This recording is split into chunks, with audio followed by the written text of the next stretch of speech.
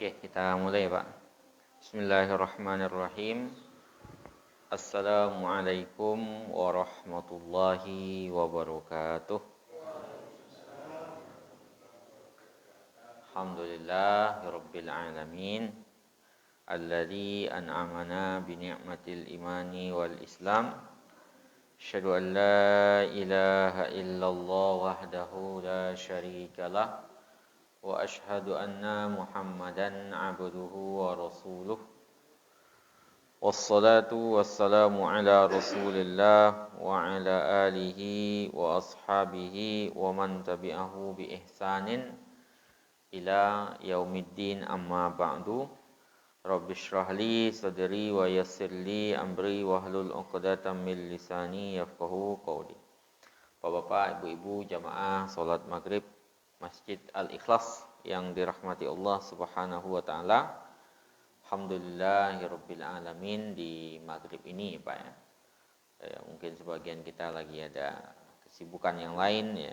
Kita masih diberikan kesempatan oleh Allah Subhanahu wa taala menyempatkan diri untuk melanjutkan majelis kita setiap Jumat malam, setiap Kamis maghrib ya. Pembahasan kita masih terkait dengan salat insyaallah. Kemudian salawat dan salam kepada Rasulullah sallallahu alaihi wasallam, pada keluarganya, para sahabatnya dan para pengikutnya sampai akhir kelak. Pembahasan kita masih terkait dengan salat ya Pak ya. Pembahasan kita sekarang itolatu raqatil ula fi subhi. Ya, bahwasanya Rasulullah itu Pak memanjangkan, sebelumnya sudah kita jelaskan juga ya, tapi di sini dijelaskan lagi bahwasanya Rasulullah itu Pak memanjangkan rakaat pertama ketika sholat subuh. Jadi ya, beliau itu memanjangkan rakaat pertama dari sholat subuh ya, rakaat pertama dibandingkan dari rakaat kedua ketika sholat subuh dibandingkan dengan sholat lainnya. Di subuh yang paling panjang yang beliau lakukan tuh, yang paling panjang tuh subuh. Dan dari subuh 2 rakaat itu yang paling panjang ada di rakaat pertama. Ya. Kadangkala beliau memanjangkan itu sampai enggak terdengar lagi hatta la yasma waq'a qadamin. Waq'a qadamin itu artinya suara telapak kaki, Pak. Jadi beliau memastikan semua sahabat itu sudah masuk semuanya. Jadi dipanjangkan memang sengaja. Makanya kita pernah mendengar kisah Ali, Pak. Ali bin Abi Thalib radhiyallahu an itu kan pernah datang telat itu. Karena beliau di depannya ada orang tua yang bungkuk-bungkuk, Pak. Udah sepuh, pengen ke masjid, langkahnya lama. Sama Ali enggak mau mendahului Ali. Ya, ditungguin terus. Dan Rasulullah ketika itu rukuknya yang lama, Pak. Udah bacaannya lama, kemudian rukuknya lama. Sehingga para sahabat menyangka ketika itu ada sesuatu. Nyatanya enggak. Ketika ditanya apa yang terjadi, karena nunggu Ali itu. Biar Ali enggak kehilangan rakaat pertama. Kan kalau masih rukuk rakaat pertama ya Pak. Nah itu yang dilakukan Rasulullah. Jadi Rasulullah memanjangkannya sampai tidak ada terdengar lagi suara telapak kaki. Sehingga memastikan seluruh sahabat itu dapat fadilah keutamaan rakaat pertama dari sholat subuh. Ya. Dan beliau memanjangkan sholat subuh daripada dibandingkan dengan sholat lainnya. Ya. Kenapa? Karena sholat subuh itu ya, dalam Al-Quran kan dikatakan Inna Qur'an al-fajri kana masyhuda. Bacaan Al-Quran di waktu subuh itu disaksikan oleh para malaikat. Kan Pak, ada malaikat yang turun silih berganti itu, malaikat siang dan malaikat malam itu ya, yang turun di waktu sholat subuh dan sholat asar ya. Makanya ketika sholat subuh itu turun malaikat siang ya. Ketika asar turun malaikat malam, yang satu naik yang satu turun. Maka Allah bertanya kepada para malaikatnya, salah kita Pak, kita sibuk aktivitas di luar ini. Minimal kita akan bertemu orang yang benar, kalau diandainya dia muslim yang baik, minimal bertemu di sholat subuh di masjid Pak. Kalau mungkin zuhur, asar mungkin sibuk di luar, maghrib, isya belum pulang kerja gitu. Tapi minimal subuh dia akan harusnya bertemu kita. Idealnya subuh itu. Ya. Karena subuh itu kan enggak, ya gimana kita enggak ada ngantor, jarang yang ngantor Pak ya kalau subuh itu ya. Nah, kecuali kita berangkat sebelum subuh ya. Idealnya kita bertemu di waktu subuh itu. Makanya subuh itu kadang-kadang menjadi saksi keimanan seseorang. Ya. Dalam hadis lainnya kan juga begitu Pak ya. Basyiril masya'ina fi zulmi ya bin nur tam yaumil qiyamah. Kasih kabar gembira kepada orang-orang berjalan di kegelapan. Kegelapan itu maksudnya kegelapan subuh dan kegelapan isya itu. Dengan cahaya yang sempurna pada hari kiamat. Ketika hari kiamat kan nanti enggak ada cahaya. Cahayanya itu adalah cahaya salat kita itu. Makanya Rasulullah memanjangkan salat subuh itu Pak. Ya, karena disaksikan oleh malaikat siang dan malaikat malam. Ya. Quran al-Fajri kana mashhuda. Nah, wasyhuda. Kemudian salat subuh itu kan 2 rakaat itu. Dibandingkan dengan salat zuhur 4 rakaat, asar 4 rakaat, maghrib 3, isya 3. Semakin sedikit rakaatnya itu semakin dipanjangkan oleh Rasulullah sebagai pengganti kurangnya rakaat yang lainnya ya Pak ya.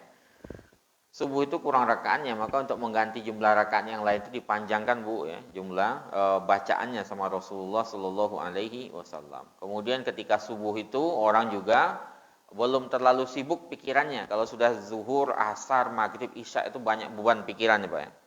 Pikiran pekerjaan itu banyak. Maka ketika subuh itu enggak.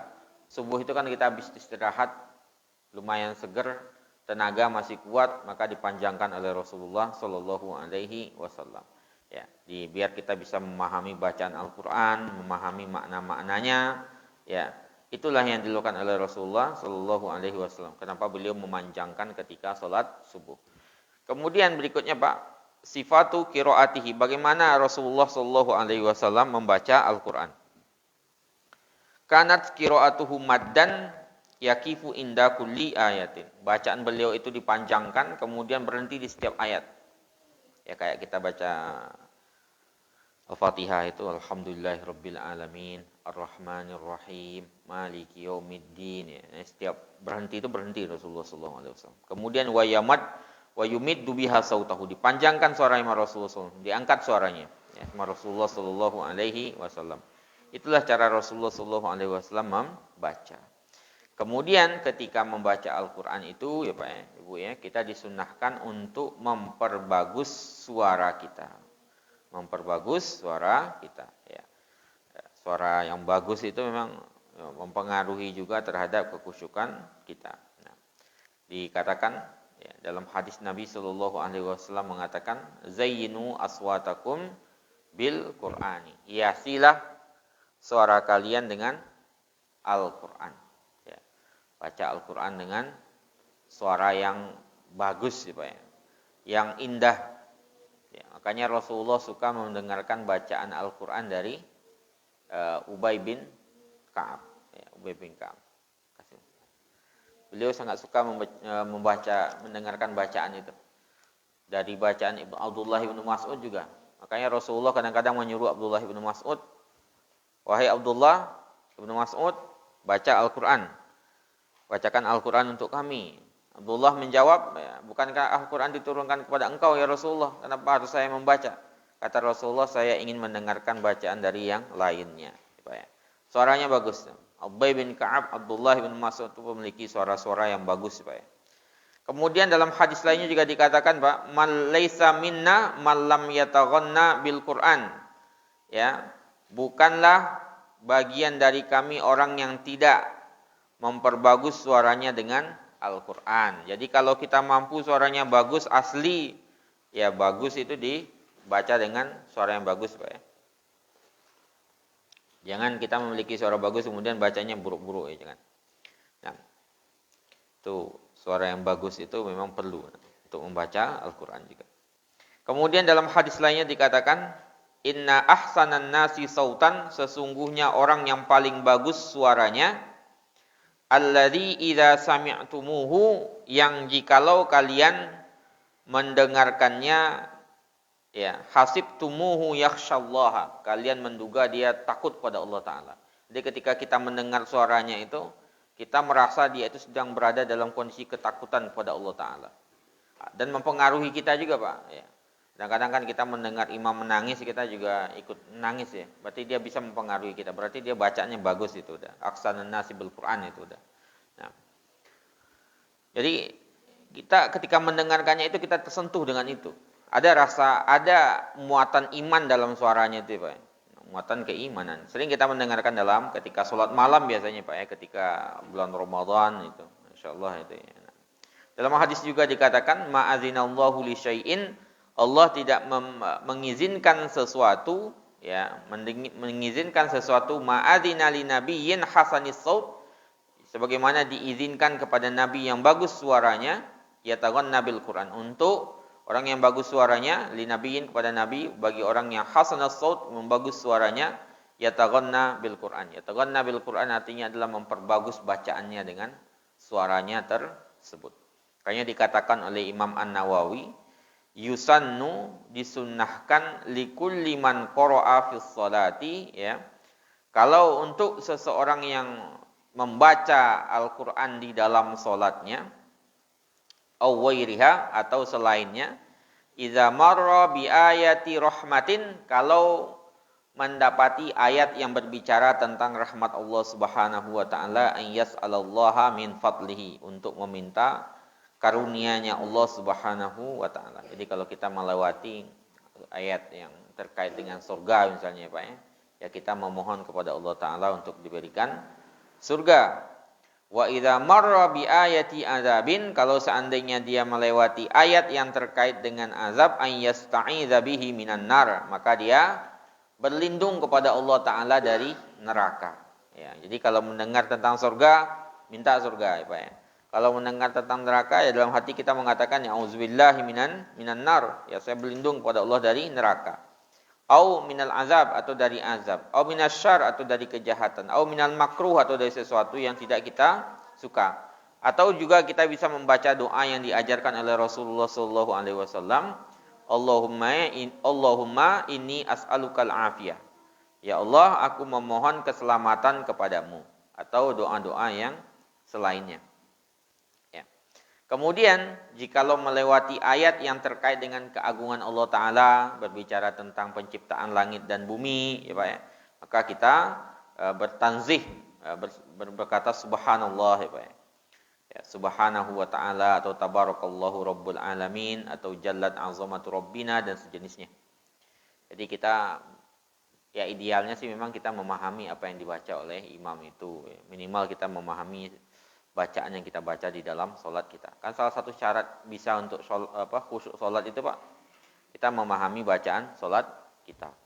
Kayaknya kadang-kadang kita membaca Al-Quran itu mungkin perlu ya Pak, sambil membaca Al-Quran selain dengan mushaf itu, kita baca yang terjemahannya juga, ya biar kita tahu artinya. Itu sangat membantu kita di dalam mendapatkan kekhusyukan di dalam sholat. Khusyuk dalam sholat itu bukan berarti kita nggak ingat apapun. Kalau nggak ingat apapun itu bukan sholat namanya. Karena sholat itu kan zikir, Pak. Zikir itu ingat. Ada yang diingat di situ. Tapi kalau kita nggak ingat, kita membayangkan macam-macam, membayangkan wajah Allah. Makanya makruh tuh. Meminjamkan mata di dalam sholat itu kan makruh, kata Imam Ghazali gitu ya. Yang para ulama lain juga memakruhkan gitu. Kenapa? Karena akan membuat kita berkhayal yang macam-macam itu nanti. Membayangkan Allah bentuknya seperti apa. Ya. Kemudian atau apa yang kita bayangkan. Makanya salah satu cara untuk bisa khusyuk itu ya kita memahami makna bacaan sholat. Karena arti khusyuk itu ya kita sadar bahwasanya kita sedang berada di dalam sholat, bukan pikiran kita melayang kemana-mana. Nah, bukan pikiran kita melayang kemana-mana. Makanya sunnahnya tadi sebagaimana kita jelaskan, ya, dalam hadis juga dijelaskan kalau Rasulullah melewati ayat tentang rahmatnya Allah, tentang surganya Allah, itu memohon, Allahumma inni as'alukal jannah, aku memohon surga kepadamu ya Allah gitu tuh. Ketika melewati ayat tentang neraka, ya auzubillah. Ketika melewati tentang penciptaan langit dan bumi, kita mengatakan subhanallah, tanzih kepada Allah taala. Dalam riwayat ini Pak ya, dalam riwayat Huzaifah ibnul Yaman ya, itu diceritakan Shallaitu ma'an Nabi sallallahu alaihi wasallam. Suatu hari aku salat bersama Nabi sallallahu alaihi wasallam zata lailatin, di suatu malam. Jadi ceritanya Rasulullah sedang salat, kemudian Hudzaifah bin Yaman ikut salat, ya, Pak. Dia menyangka Rasulullah salatnya akan sebentar.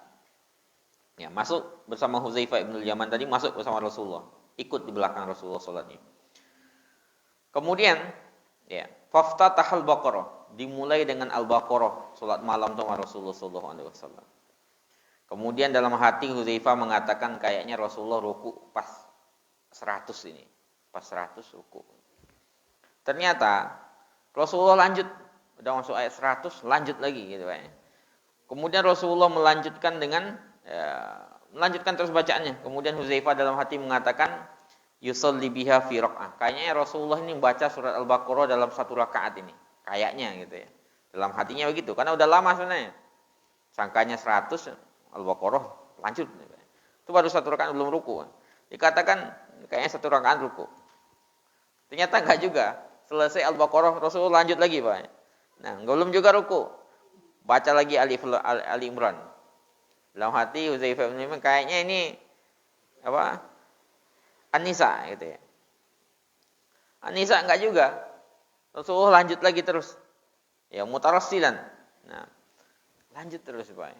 Nah, wa idza marra bi ayati tasbihin, kalau yang ada ayat yang terkait dengan tasbih, ya, Rasulullah bertasbih. Wa idza marra bi su'alin sa'ala, kalau ada ayat yang terkait dengan meminta, Rasulullah meminta.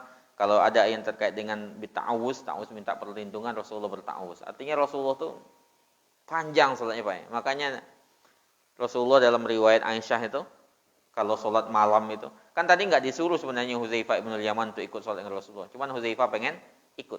Lihat Rasulullah ketika ke Masjid Madinah salat malam ikut gitu. Sangkanya sebentar. Ternyata Rasulullahnya kayak tadi, Pak. Al-Baqarah lanjut. Ya, ternyata lanjut lagi Imran, lanjut An-Nisa, lanjut terus ya. Sampai kan Rasulullah kalau salat itu kaki beliau sampai apa, Pak? Bengkak-bengkak. Saking lamanya itu. Kalau sendiri Rasulullah sepanjang itu salatnya, Pak.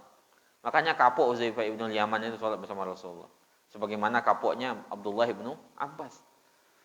Makanya ketika Aisyah bertanya, bukankah engkau sudah dijanjikan ya Rasulullah bahwasanya diampunkan dosamu yang terdahulu dan kemudian? Kata Rasulullah, afala akunu abdan syakura. Enggak boleh saya menjadi hamba yang bersyukur. Syukurnya Rasulullah begitu, Pak. Rasulullah diampunkan dosanya, salatnya kayak gitu. Kita yang enggak ada jaminan apapun ya salat kita juga kayaknya masih jauh, Pak. Nah, sih jauh. Salat malam mungkin kita masih bolong-bolong ya. Ya, salat wajib ya juga belum sesempurna-purna banget ya. Ya, mungkin perlu koreksi diri kita semua, itu muhasabah itu namanya, Pak ya, muhasabah. Ya, makanya kita memohon kepada Allah Taala, memohon nanti diberikan syafaatnya Rasulullah ya, Pak. Ya, cuman salah satu cara itu. Kalau kita kejar amalannya Rasulullah tuh enggak akan jauh sekali kita, Pak ya. Rasulullah diampunkan dosanya dan yang terdahulu yang kemudian beristighfar sehari 70 kali. Kita istighfar kita paling 3 kali, Pak, setelah sholat itu. Astagfirullah, astagfirullah, astagfirullah setelah sholat wajib itu pun kalau iya gitu ya. 3 kali berapa? 3 kali 5, 15. Itu pun kalau tambah yang lain. Rasulullah sab'ina marrah. Dalam riwayat lainnya 70. Dalam riwayat lainnya 90. Itu beliau sudah diampunkan dosanya. Kalau sholatnya jangan ditanya lagi. Sholatnya Rasulullah ya kayak gitu tadi. Hudzaifah bin Yaman itu sahabatnya Rasulullah yang dikenal dengan intelijennya Rasulullah itu. Ya kapok sholat bersama Rasulullah. Abdullah bin Abbas itu. Abdullah bin Abbas itu kan Rasulullah meninggal usianya masih 15 itu, Pak. Masih kecil, masih kuat tenaganya, anak muda. Itu enggak kuat sholat bersama Rasulullah. Ya saking itunya Rasulullah. Nah, beliau kalau melewati bacaan itu surga atau tasbih bertasbih. Kalau ada yang diminta, diminta. Kalau neraka beliau meminta perlindungan. Nah, diriwayatkan oleh Muslim.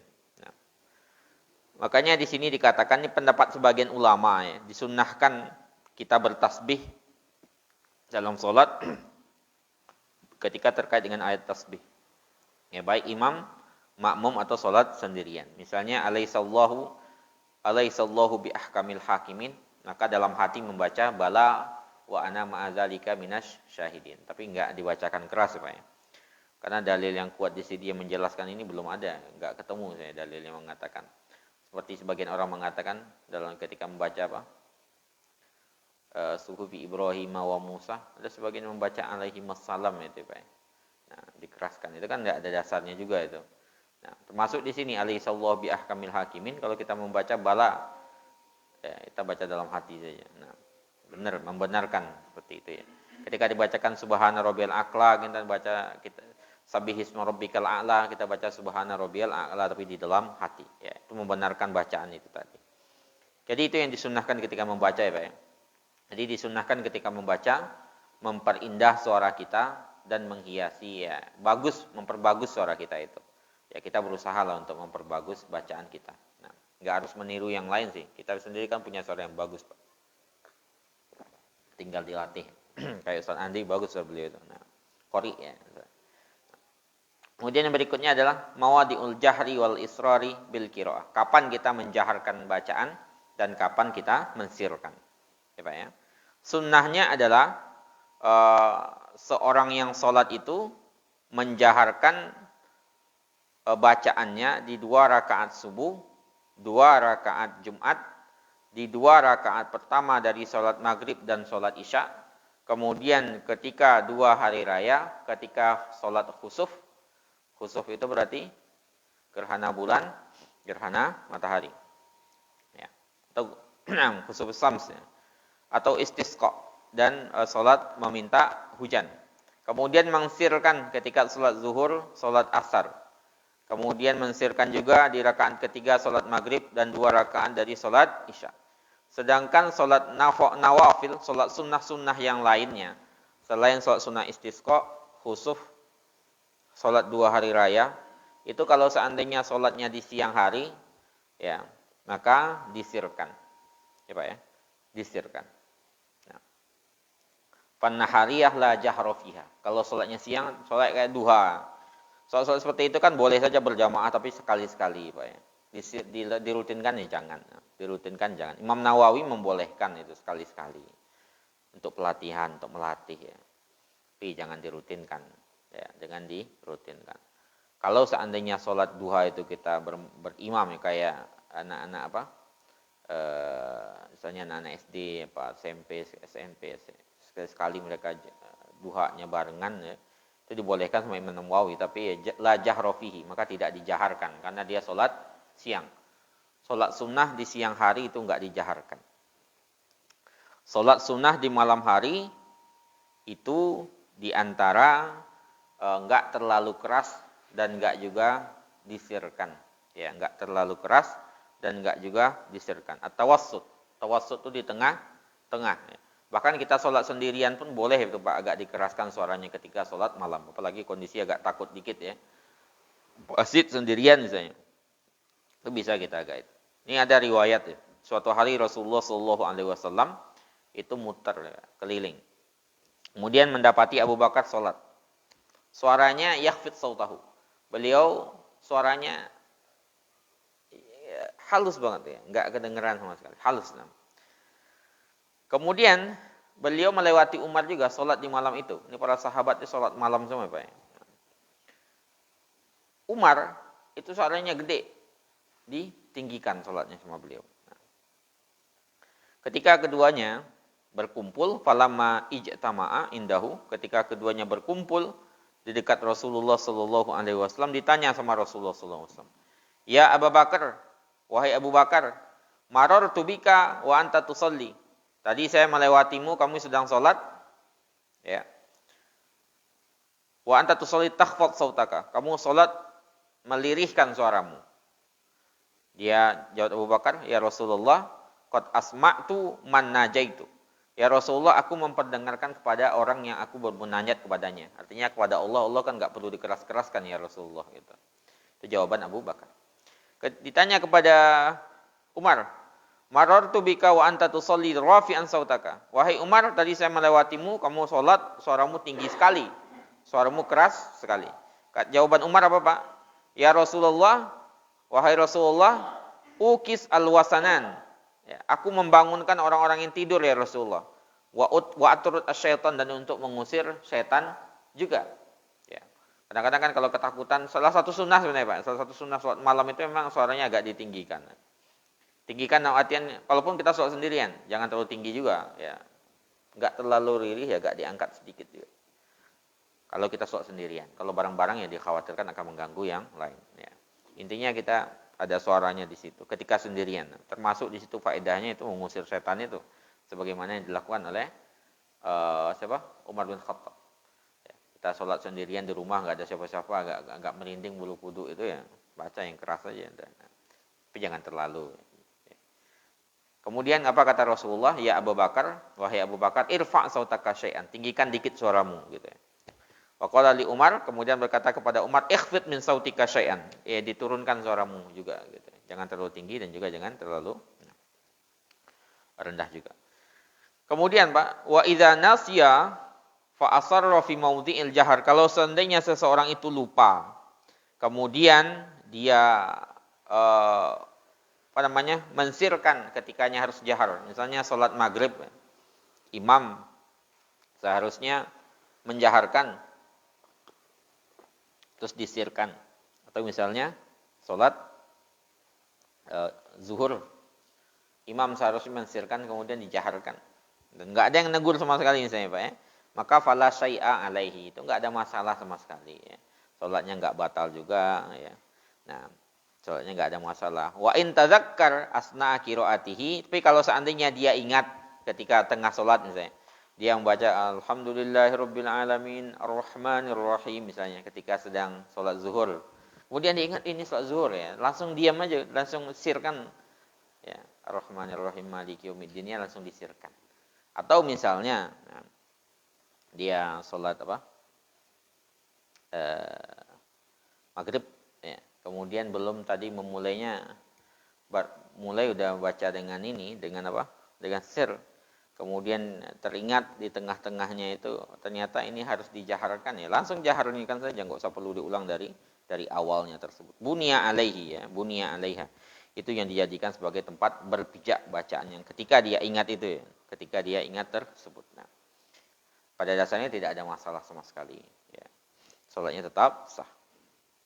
Kemudian yang berikutnya Pak, al-qiraatu khalfal imam. Membaca di belakang imam. Ya, membaca di belakang imam.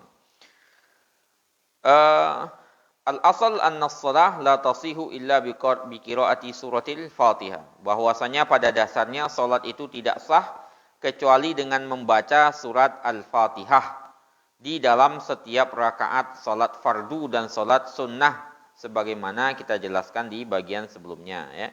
Hanya saja makmum itu jatuh darinya kewajiban untuk membaca Al-Fatihah. Kita sudah menjelaskan di sini adanya perbedaan pandangan di kalangan para ulama, tapi di sini menjadi pegangan dari Syekh Said Sabiq sendiri ya, beliau mengatakan ya ketika berjamaah itu bacaan Al-Fatihah itu termasuk sesuatu yang digugurkan dari makmum dan mereka diperintahkan untuk mendengarkan Al-Qur'an dan diam mendengarkannya ya, di dalam salat jahriyah. Kalau salatnya sir ya wajib baca Al-Fatihah. Salatnya sir wajib baca Al-Fatihah. Tapi kalau salatnya dijaharkan ya, itu beliau berpandangan di sini ya. Mungkin ini salah satu pandangannya, karena pandangan yang lain nanti akan tetap membaca sebagaimana kita jelaskan. Ya minimal mempercepat bacaannya. Kalau di sini beliau berpandangan ya cukup bacaan imam itu. Dan disuruh kita untuk memperdengarkan. Dasarnya itu apa Pak? Surat dalam Al-Qur'an Al-Karim dijelaskan, wa idza quri'al Qur'anu, kalau dibacakan Al-Qur'an, fastami'u lahu, dengarkanlah, wa ansitu, dan diamlah la'allakum turhamun, mudah-mudahan kalian itu dirahmati oleh Allah Ta'ala. Kemudian dalam riwayat lainnya dikatakan, wa idza kabbaral iman fakabbiru, jikalau imam itu bertakbir maka takbirlah, wa idza qara'a, jikalau dia membaca Al-Fatihah fa ansitu, maka diamlah, atau dia membaca, intinya membaca Al-Fatihah dan selainnya, maka diamlah kalian. Nah. Dan ini dimaknai dibawa makna ini ke dalam hadis Nabi Shallallahu Alaihi Wasallam, mangkana lahu imamum, siapa yang memiliki imam, fakiraatul imami lahu kiraatun, maka bacaan imam itu baginya menjadi bacaan juga. Artinya kalau imam sudah membaca ya sudah mewakilkan bacaan dari dia itu sendiri untuk Al-Fatihahnya itu. Yaitu salah satu dasar juga kelompok yang menyatakan bahwasanya bacaan imam itu sudah cukup mewakili. Ini juga disahihkan oleh Muslim ya Pak ya, oleh hadis Muslim. Nah, Ai inna qira'atal imam lahu qira'atun fis shalah al-jahriyah. Artinya apa? Bacaan imam itu juga menjadi bacaan makmum dalam salat jahriyah. Sedangkan salat sirriyah maka membaca ketika itu wajib bagi makmum, ya. Begitu juga di dalam salat yang sendirian.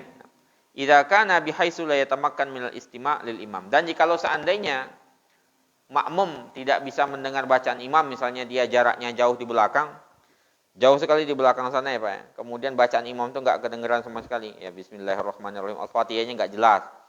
Kemudian bacaannya enggak jelas, maka ketika itu dia membaca surat Al-Fatihah itu sendiri, ya Pak ya. Itu pandangan Syekh Said Sabiq di sini, begitu pandangan beliau. Jadi pandangan beliau ini. Dan ini pandangan sebenarnya pandangan dari Imam Malik, Imam Ahmad ya. Kemudian dikuatkan juga oleh Ibnu Taimiyah. Namun sebagaimana kita sampaikan di awal sebelumnya, memang ada dua pandangan di situ. Pandangan yang kedua itu mengatakan ya tetap harus dibaca. Tetap harus dibaca karena dalil dari riwayat Ibnu Abbas itu. La sholata liman lam yaqra' bi Fatihatil kitab itu. Tidak ada salat bagi orang yang tidak membaca Al-Fatihah. Maka salah satu solusinya pernah kita sampaikan ya, ditakhfif bacaannya ya Pak ya. Ditakhfif itu artinya diringankan. Jadi ketika waladhdallin amin ya, kita membaca segera Al-Fatihah itu ya. Sehingga kita juga, karena hadisnya juga kuat itu adalah sholatul malam yaqra' bi Fatihatil kitab itu. Kita segera membaca, kemudian setelah itu segera mendengarkan bacaan imam. Tapi kalau saya Sabik di sini beliau mengatakan cukup bacaan imam itu, kita tidak perlu lagi membaca. Nah, membaca. Kita membaca ketika sholat sendirian, ya. Ketika sholat sirriyah atau sholat sendirian, atau seandainya kita nggak mendengar bacaan imam sama sekali. Apa ya, mic-nya mati, mikrofonnya mati, yang nggak dengar ya kita berarti membaca Al-Fatihah itu. Nah, membaca Al-Fatihah tersebut. Kemudian Abu Bakar Ibnul Arabi itu juga menguatkan pandangan ini, bahwasanya ya wajib membaca itu. Ya. Walladzi nurajjihuhu wujubal qiraati fil israri. Ketika sholatnya sir itu wajib membaca, sedangkan sholat jahar kata beliau enggak mungkin membaca. Kenapa? Ini mazhab Maliki memang mewajibkan tidak membaca ya Pak ya. Kalau mazhab Maliki kita tidak perlu membaca Al-Fatihah. Dasar mereka yang pertama, amalu ahli Madinah. Orang Madinah itu kalau di belakang imam itu tidak membaca Al-Fatihah sama sekali, penduduk Madinah. Yang kedua, dalilnya itu Al-Qur'anul Karim. Jikalau dibacakan Al-Qur'an maka dengarkanlah dan diamlah. Ya, jadi imam membaca kita diperintahkan untuk diam, ya. Fastami'u lahu wa situ, dengarkan dan diamlah. Nah, kemudian dalam riwayat lainnya dikatakan dalam hadis wa idza qara'a fansitu, kalau imam membaca maka kalian diam. Ya. Kemudian pernyataan yang ketiga dari Abu Bakar Ibnul Arabi, ya Pak ya. Kapan kalau seandainya makmum bisa membaca, kapan membaca? Kata sebagian orang mengatakan yang menyatakan wajib membaca ketika sakta. Saktanya itu imam diam sejenak setelah Al-Fatihah itu. Nah, cuman yang mengatakan tidak perlu membaca itu mengatakan apa dalil yang mewajibkan sakta itu? Karena nggak ada dalil yang mewajibkan katanya. Ya, kita ya. Maka kalau nggak ada dalil yang mewajibkan, seharusnya tetap balik ke hukum. Jikalau Al-Quran dibacakan maka dengarkanlah dan diamlah. Mudah-mudahan kalian dirahmati Allah Subhanahu wa taala. Ya. Tapi yang lain memang mengatakan saktah itu ya Pak ya. Idealnya kata mereka itu imam diam dulu sebentar untuk memberikan kesempatan kepada makmum untuk membaca. Jadi ada dua pandangan di sini sebenarnya ya. Pertama, kalau seandainya kita sholatnya sirriyah maka wajib membaca Al-Fatihah. Kalau sholat sendirian maka wajib membaca Al-Fatihah. Atau kita sholat menjadi makmum, kemudian bacaan imam enggak dengeran sama sekali karena jaraknya jauh, maka baca Al-Fatihah. Ya. Sedangkan kalau seandainya mendengarkan, terdengar bacaan imam, kita menjadi posisi makmum, ada dua pandangan di situ. Pertama, kita mencukupkan dengan bacaan imam karena kita diperintahkan untuk mendengar. Ini pendapat dari mazhab Maliki, mazhab Ahmad bin Hambal, ya. Kemudian juga mazhab dari Abu Ishaq bin Rahawai dan dikuatkan oleh Ibnu Taimiyah. Sedangkan pendapat yang lainnya dalam mazhab Syafi'i nanti, mazhab Syafi'i terutama itu Pak ya, tetap harus membaca. Ya, karena dalil mereka itu la sholata liman la yaqra' bi Fatihatil kitab. Maka caranya ya kita ketika selesai waladhdallin amin, kemudian imam langsung lanjut ya kita segera membaca dengan takhfifan. Takhfifan itu artinya memperingan bacaan. Ya, kita baca segera bacaan Al-Fatihah itu, kemudian setelah itu konsen ke bacaan imam. Sehingga kita Al-Fatihah dibaca, kemudian bacaan imam juga terdengarkan. Itu mungkin salah satu solusinya. Nah, ada khilaf di kalangan para ulama mengenai hal tersebut. Kemudian yang berikutnya adalah takbiratul intiqal. Takbir intiqal itu artinya Pak, selain dari takbiratul ihram itu namanya takbir intiqal. Takbir perpindahan. Mau ruku takbir. I'tidal sami Allahu liman hamidah, kemudian ruku sujud takbir, di antara dua sujud takbir lagi, ruku takbir lagi, naik takbir lagi ya. Takbirnya Pak ya, bukan angkat tangannya. Itu namanya takbir intiqal. Takbir perpindahan. Takbir perpindahan. Ya, maka Rasulullah Shallallahu alaihi wasallam sendiri itu juga melakukan hal itu ya. Beliau setiap kali naik, setiap kali turun, berdiri, duduk ya. Itu beliau membaca takbir ya. Kecuali di sami Allahu liman hamidah itu, i'tidal itu. Bacanya sami Allahu liman hamidah. Itu ada riwayat dari Ibnu Mas'ud radhiyallahu an, ra'aitu Rasulullah sallallahu alaihi wasallam, aku melihat Rasulullah sallallahu alaihi wasallam yukabbir fi kulli khafdin ya. Beliau bertakbir setiap kali turun, wa raf'in naik, wa qiyamin berdiri, wa qu'udin duduk. Berdasarkan riwayat Ahmad, An-Nasai, At-Tirmizi dan selainnya. Kemudian berkata, wal amal inda ashabin Nabi sallallahu alaihi wasallam. Dan ini yang diamalkan oleh para sahabat Nabi sallallahu alaihi wasallam. Di antara mereka ada Abu Bakar, Umar, Utsman, Ali dan selain mereka, dan dari kalangan para tabi'in. Dan ini juga yang diamalkan oleh sebagian besar ahli fikih dan para ulama. Nah, ya, takbir ketika berapa kali gerakan itu Pak? Ya, sekitar 22 takbir gitu berarti. Ya, 22 takbir. Setiap gerakan itu, kecuali yang i'tidal itu sami Allahu liman hamidah, dan itu dibaca oleh imam. Atau kita sendiri, kalau kita berimam bermakmum kan kita langsung membaca Rabbana walakal hamd. Nah, Rabbana walakal hamd. Nah, atau Rabbana lakal hamdu mil'us samawati, tergantung bacaan kita yang mana itu. Nah. Kemudian ada riwayat juga dari Abu Bakar bin Abdurrahman bin Haris bahwasanya ia mendengar Abu Hurairah berkata, dahulu Rasulullah sallallahu alaihi wasallam jikalau beliau akan mengerjakan salat, beliau bertakbir ketika berdiri. Ya, beliau bertakbir ketika ruku, kemudian membaca sami Allahu liman hamidah ketika lurus punggungnya ya dari ruku, kemudian beliau setelahnya berdiri kemudian membaca Rabbana lakal hamdu sebelum sujud. Kemudian beliau berkata Allahu Akbar ketika akan sujud, kemudian takbir ketika mengangkat kepalanya dari sujud, kemudian bertakbir lagi ketika duduk tadi ya di antara dua sujud, kemudian sujud melakukan hal begitu lagi. Nah, summa yaf'al dzalika fi kulli raq'atin hatta yafragha minas shalah. Beliau melakukan itu sampai selesai semua salat.